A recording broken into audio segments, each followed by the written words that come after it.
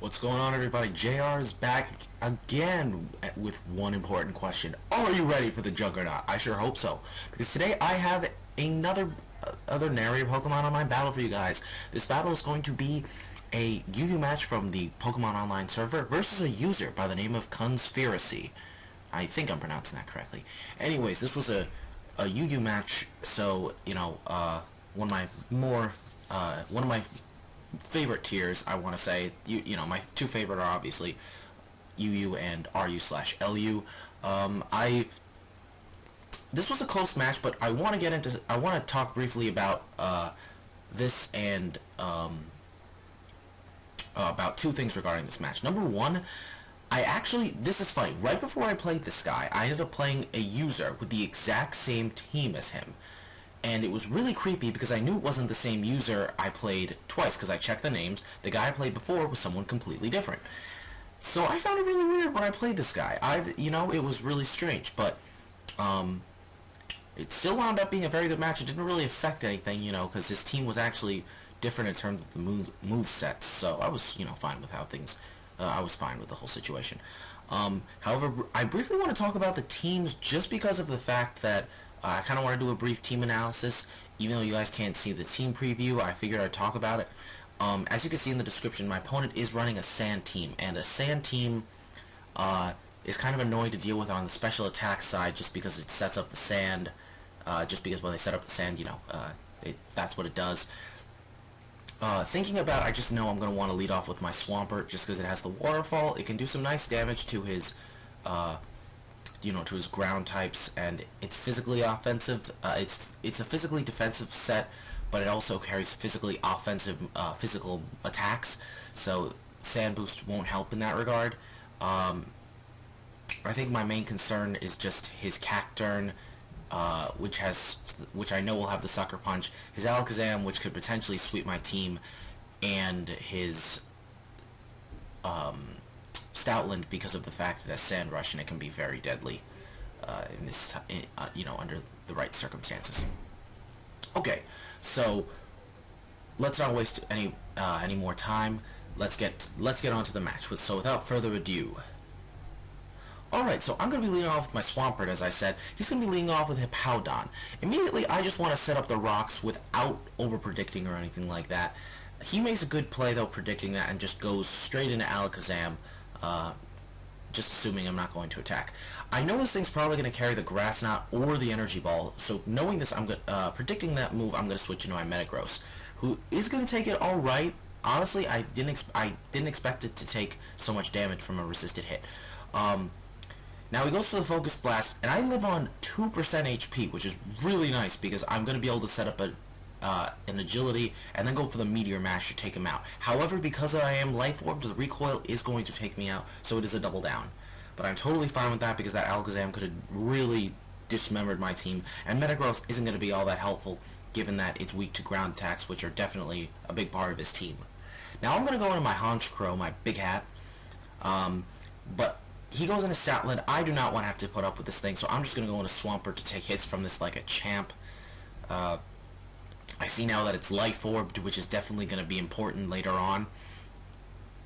However, now knowing that I'm thinking he could switch into Cacturne, but I figure I also just want to get some damage right away, and I figure he could stay in, so I just go for the Waterfall straight on. Does an okay chunk to his Cacturne, but the fact is, it's still a Cacturne, so I know I should switch out. And here he goes for the Swords Dance, and that's definitely not going to be good just because a +2 Sucker Punch, not going to be good. And here I make a misplay. I predicted him to go for the Substitute, predicting my status move. However, he just goes straight on for the Sucker Punch, and that one-shots my Togekiss, which really sucks. And it puts me in a tight spot. So now I just decided to go into Virizion, thinking I can definitely take a hit from this thing, even though even though Virizion is pretty weak on the physically defensive side. However, I do live the I live the Sucker Punch, get the +1 attack raise, and I'm able to finish this thing off with a close combat. I get a useless crit. I don't even have to explain why that crit was useless. And he's gonna go now into his Donphan. I'm thinking he's probably gonna carry the Ice Shard, but at the same time, if he does, you know, there's really no reason for me to switch out my Virizion, so I just leave it in as death fodder. As he does finish me off with the Ice Shard. Now I'm down to 3 guys. I just decide here to go into Swampert, and here I make a good series of plays right here, as you're going to see. Now, at this point, I'm thinking to myself, I can wear this thing down with waterfalls, but then I see he goes for the rapid spin, and I'm thinking, I do want to get the rocks back up, just because they'll most likely be very helpful in the long run. So I just keep going for waterfalls, and, you know, I go for it, and, yeah, it's just wearing him down. Not getting any flinches, which is fine. Don't really want to hack him to death anyway. Now I go for the waterfall here. Now I know I put him into a range where I can take him out with one more. However, I'm also thinking he's not going to predict me to go for the stealth rocks here, and I can easily outspeed him. I'm outspeeding him, so if I go for it and he doesn't predict it, they're going to stay, and I can just finish him off with a waterfall. So I go for the stealth rocks. He does just go for the earthquake again rather than predict it, and that works out to my advantage because now I'm going to finish him off with a waterfall. And he was able to get his rocks up in the process, but having mine up is going to be helpful too, and his rocks at this point won't be too detrimental. Now he's going to go into Carracosta. I'm thinking I could definitely live a hit from this thing just because it's unboosted. He goes straight for the waterfall, doesn't flinch me thankfully, and I see it's life orbed, and I'm just going to go straight up for the earthquake. However, because he does have the solid rock ability, that super effective damage is going to be halved, and unfortunately, it's not going to quite take him out, so he's going to be able to finish me off with the waterfall. Second waterfall. However, now I'm thinking I could probably take this thing out relatively easily with my Raikou, seeing as how it's scarfed, and I'm thinking I can lock myself into Aura Sphere and potentially take out the rest of his team, since he has left this, Hippowdon, and Stoutland. And Stoutland, you know, obviously weak to this, but I wouldn't be able to outspeed, but I'm still thinking, still the best thing to lock myself into. He just goes back into Hippowdon now. I go for the Aura Sphere. It does a okay chunk, but as you're going to see here, he goes for the Earthquake and is able to finish me off relatively easily because Raikou's not a bulky poke. Now all I have left is my Honchkrow, and thankfully this Honchkrow is about to put in some work. So I'm thinking I just want to take something out, however, I don't know what he's going to do. I can't say anything right. I just predict the Stoutland switch, and I go for the substitute, which totally catches him off guard, because now I'm behind a sub, and it's going to be relatively easy for me to get rid of the rest of his team. Now I go for the Sucker Punch, knowing he's going to go for an attacking move, because it's a Stoutland, and I do get a crit and finish him off. Now the crit did probably matter, but I also realized that it didn't matter really because of the fact that he could, even if he broke my sub, I could have finished him off with another Sucker Punch, and with the +1 boost, I would have easily taken out this Hippowdon, as you just saw, with a Brave Bird, and that will be good game. So great game, Conspiracy. This was a nice UU match I had again.